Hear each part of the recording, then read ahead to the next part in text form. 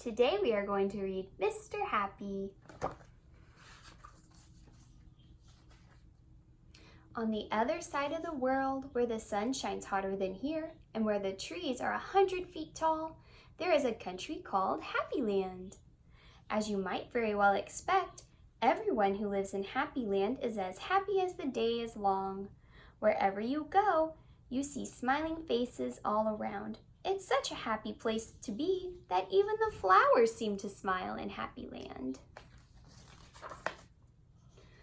All the animals in Happy Land are happy as well.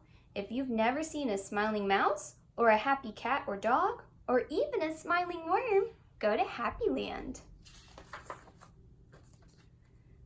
This is a story about someone who lived in Happy Land, who happened to be called Mr. Happy.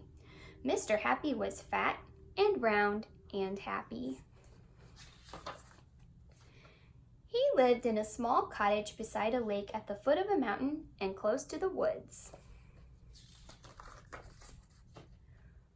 One day, Mr. Happy was walking in those woods near his home. He came across something which was really very exciting. There, in the trunk of one of the very tall trees, was a door. Not a very large door, but it was certainly a door, a small, narrow, yellow door. Definitely a door.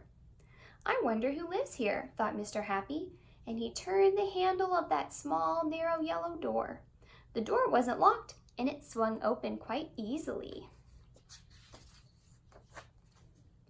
Just inside the small, narrow, yellow door was a small, narrow, winding staircase leading down.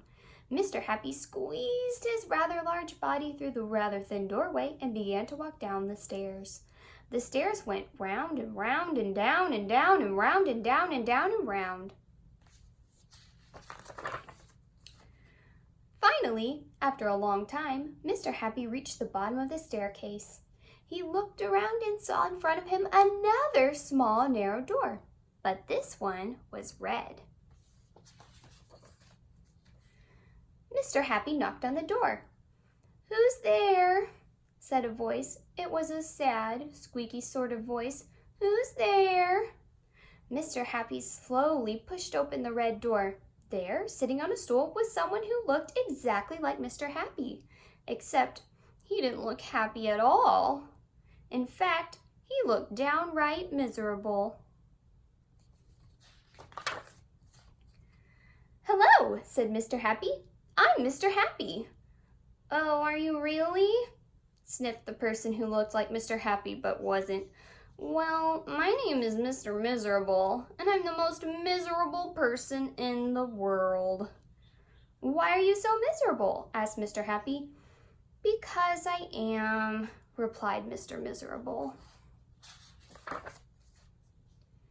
"How would you like to be happy like me?" asked Mr. Happy. "I'd give anything to be happy," said Mr. Miserable. "But I'm so miserable, I don't think I could ever be happy," he added miserably. Mr. Happy made up his mind quickly.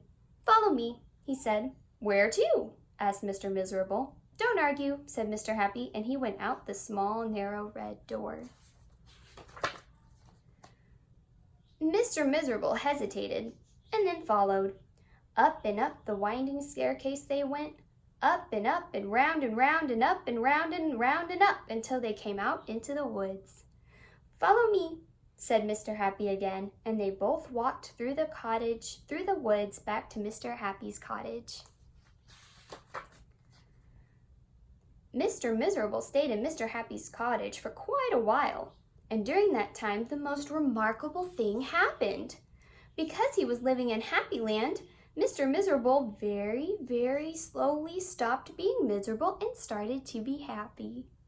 His mouth stopped turning down at the corners, and very, very slowly turning up at the corners. And eventually, Mr. Miserable did something that he'd never done in his whole life. He smiled! And then he chuckled, which turned into a giggle, which became a laugh. A big, booming, hearty, huge, giant, enormous laugh. And Mr. Happy was so surprised that he started to laugh as well. And both of them laughed and laughed and laughed. They laughed until their sides hurt and their eyes watered. Mr. Miserable and Mr. Happy laughed and laughed and laughed and laughed. They went outside and they still laughed. And because they were laughing so much, everybody who saw them started laughing as well. Even the birds and the trees started to laugh at the thought of someone called Mr. Miserable who just couldn't stop laughing. And that's really the end of the story, except to say that if you ever feel as miserable as Mr. Miserable used to, you know exactly what to do, don't you? Just turn up your mouth at the corners. Go on. The end.